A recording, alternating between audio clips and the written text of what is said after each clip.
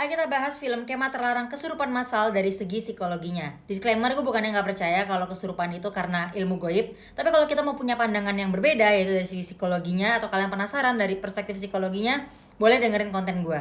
Sebelum bikin konten ini, gue udah konsultasi sama psikiater untuk pure ngebahas film ini. Jadi kalau di psikologi sendiri, fenomena kesurupan itu disebut dengan gangguan disosiatif. Nah, gangguan disosiatif ini bisa terjadi ketika kita merasa emosi negatif yang berlebihan.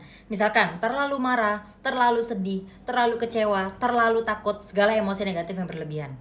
Pada saat tubuh kita sudah nggak kuat lagi menahan rasa emosi negatif yang berlebihan tersebut, kita akan mengeluarkan sebuah perilaku yang biasanya nggak kita keluarin. Nah, yang biasa disebut dengan kesurupan.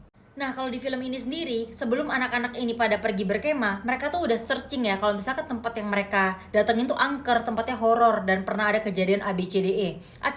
Artinya mereka tuh sudah menginvestasikan perasaan negatif atau kejadian negatif di tempat yang akan mereka kunjungin. Pertanyaan lanjutannya, terus kok bisa nular ke yang lain kalau salah satunya kesurupan, kalau itu bukan karena setan? Nah, jadi kalau di psikologi sendiri ada istilah mass hysteria, yaitu apa yang terjadi pada satu individu bisa nular ke individu yang lain. Tapi yang menentukan individu yang lain tersebut tertular atau enggak adalah coping mekanismenya. Kalau kita lihat di film ini terbagi dua kubu, ada yang ikut kesurupan, ada yang tidak kesurupan sama sekali. Nah, ini tuh ditentukan dari coping mekanismenya guys. Kalian perhatiin ya, kita bahas yang tidak kesurupan dulu. Yang tidak kesurupan adalah orang-orang yang sempat datang duluan ke tempatnya sebelum orang-orang lain. Sempat ngobrol sama kayak kepala desanya gitu ya. Dan dikasih wejangan nih, ini yang mantra yang harus kamu siapin, ini beras dan lain-lain yang harus kamu tebarin di sini. Nah, tadi yang dibahas dengan coping mechanism adalah itu guys. Mereka tuh udah dikasih kepercayaan nih di otaknya. Kalau kamu menemukan sesuatu yang menakutkan, ada nih yang bisa kamu lakukan. Nah, copingnya ada yang bisa kamu lakukan. Adalah kamu menebarkan beras ini, kamu cek ininya, kamu baca mantra ini.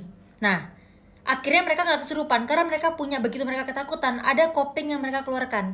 Nah, sedangkan orang-orang yang kesurupan tadi guys adalah orang yang tidak tahu soal beras, tidak tahu soal mantra tadi. Jadi ketika mereka ketakutan dan mereka sudah tidak tahan menahan rasa takutnya, mereka ikut kesurupan.